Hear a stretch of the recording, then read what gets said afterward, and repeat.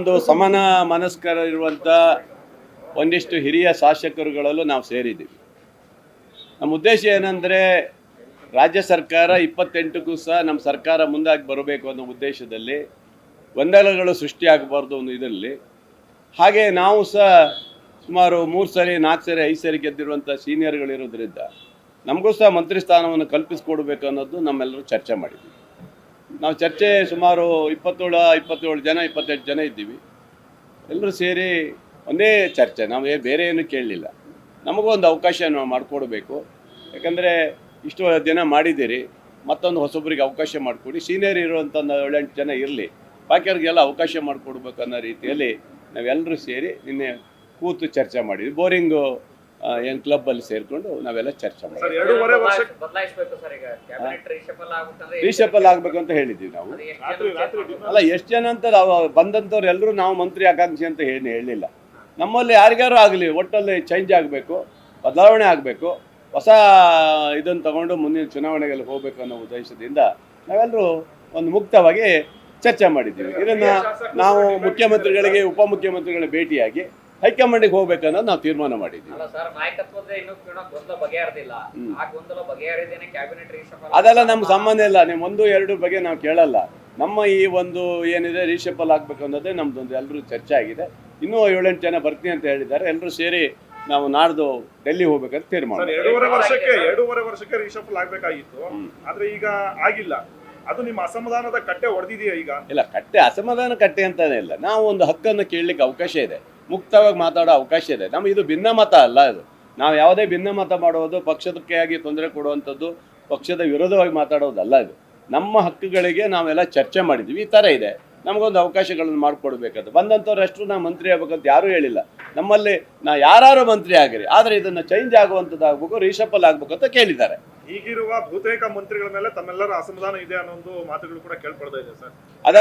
ಅದೆಲ್ಲ ನಾನು ಹೇಳಲಿಕ್ಕೆ ಹೋಗೋದಿಲ್ಲ. ಅಸಮಾಧಾನದ ಬಗ್ಗೆ ನಾನು ಹೇಳಕ್ಕೆ ಹೋಗೋದಿಲ್ಲ.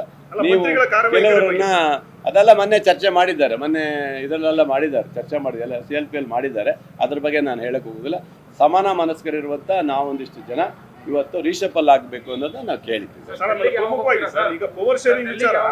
ಡೆಲ್ಲಿಗೆ ಸೋಮವಾರ ನೈಟ್ ಹೋಗ್ಬೇಕಂತ ತೀರ್ಮಾನ ಮಾಡಿದ್ವಿ. ಈಗ ಸರ್, ಈಗ ಅಧಿಕಾರ ಹಂಚಿಕೆ ಮತ್ತೆ ಪ್ರಮುಖವಾಗಿ ನಾಯಕತ್ವ ಏನಂತ ನನಗೆ ಗೊತ್ತಿಲ್ಲ. ನಮ್ಮದು ಉದ್ದೇಶ ಅಷ್ಟೇ, ರೀಶಫಲ್ ಆಗಬೇಕು. 2.5 ವರ್ಷ ಆಯಿತು, 2.25 ಆಗ್ತಾ ಬಂತು, ಇನ್ನು ಯಾವಾಗ ಮಾಡ್ತೀರಿ ಅನ್ನೋದೇ ನಮ್ಮದೊಂದು ಪ್ರಶ್ನೆ. ಹಾಗಾಗಿ ಹೊಸ ಮುಖಗಳಿಗೆ ಅವಕಾಶ ಕೊಡಬೇಕು. ಕೆಲವರಿಗೆ ಕೆಲವು ಜಿಲ್ಲೆಗಳಿಗೆ ಆದ್ಯತೆ ಇಲ್ಲ, ಆದ್ಯತೆ ಕೊಡಬೇಕು ಅಂತ ಮಾತನ್ನು ಇವತ್ತು ನಾವು ನಿನ್ನೆ ಚರ್ಚೆ ಡೆಲ್ಲಿ ಎಲ್ಲರೂ ಭೇಟಿ ಮಾಡ್ತೀವಿ. ಡೆಲ್ಲಿಗೆ ರಾಜ್ಯ ನಮ್ಮ ಕೇಂದ್ರದ ನಾಯಕರಲ್ಲಿ ಇರುವಂಥ ರಾಷ್ಟ್ರೀಯ ನಾಯಕರಿಂದ ಹಿಡಿದು ಸಂಪೂರ್ಣ ಎಲ್ಲ ಮುಖಂಡರುಗಳನ್ನು ಭೇಟಿ ಮಾಡ್ತೀವಿ. ಅಲ್ಲ ಪಾಪ, ಅವ್ರ ಹಕ್ಕುಗಳಿಗೆ ನಾವು ಬೇಡ ಅನ್ನೋದಲ್ಲ. ಅವ್ರನ್ನ ಯಾರು ಬೇಕಾದ್ರೂ ಕೇಳ್ಕೊಬೋದು. ಕೊಡೋದು ಬಿಡೋದು ನಮ್ಮ ರಾಜ್ಯ ಸರ್ಕಾರ, ಕೇಂದ್ರ ನಾಯಕರು. ಹೌದು, ನಮಗೆ ಕೊಡ್ಬೇಕಂತ ನಾವು ಕೇಳ್ತಾ ಇದ್ದೀವಿ. ಯಾಕೆ ನೀವು ಕೊಡ್ತಾ ಇಲ್ಲ, ಯಾಕೆ 2.5 ವರ್ಷ ಆಯಿತು, 2.25 ವರ್ಷ ಆಗ್ತಾ ಬಂತು, ಇನ್ನು ಯಾವಾಗ ಕೊಡ್ತೀರಿ ಅಂತ ನಾವು ಪ್ರಶ್ನೆಗಳನ್ನು ನಾವು ಕೇಳ್ಕೊಂಡಿದ್ವಿ. ಅದನ್ನು ಇಡ್ತೀವಿ, ಮುಂದಿಡ್ತೀವಿ. ಸರ್, ಈಗಿರುವ ಮಂತ್ರಿಗಳ ನೇತೃತ್ವದಲ್ಲಿ ಏನಾದ್ರು ಎಲೆಕ್ಷನ್ ಹೋದ್ರೆ ಸ್ಥಳೀಯ ಸಂಸ್ಥೆಗಳ ಎಲೆಕ್ಷನ್ ಕೂಡ ಗೆಲ್ಲೋಕ್ಕಾಗಲ್ಲ ಅನ್ನೋ ಒಂದು ವರದಿಗಳು ಬರ್ತಾ ಇದೆಯಾ? ಅದ್ರ ಬಗ್ಗೆ ನನಗೆ ಗೊತ್ತಿಲ್ಲ. ಅದೆಲ್ಲ ನಾನು ಹೇಳಲಿಕ್ಕೆ ಹೋಗೋದಿಲ್ಲ. ನಮ್ಮ ಸರ್ಕಾರ ಗಟ್ಟಿ ಇದೆ, ಬಡ್ಜೆಟ್ ಗಟ್ಟಿ ಮಾಡಿದ್ದಾರೆ. ಮಾನ್ಯ ಮುಖ್ಯಮಂತ್ರಿ ಕೊಟ್ಟಂತ ಬಡ್ಜೆಟ್ ಅಲ್ಲಿ ತುಂಬಾ ಚೆನ್ನಾಗಿದೆ.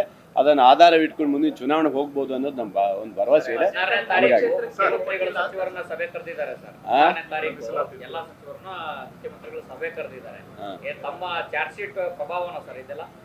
ನನಗೆ ಗೊತ್ತಿಲ್ಲಪ್ಪ. ನಾವು ನಿನ್ನೆ ಮುಕ್ತವಾಗಿ ಒಂದು 27-28 ಜನ ಸೇರಿ ಚರ್ಚೆ ಮಾಡಿದ್ದೀವಿ. ಅದರ ಬಗ್ಗೆ ನಾವು ಬೇರೆ ಏನು ಮಾತಾಡ್ಲಿಕ್ಕೆ ಹೋಗೋದಿಲ್ಲ.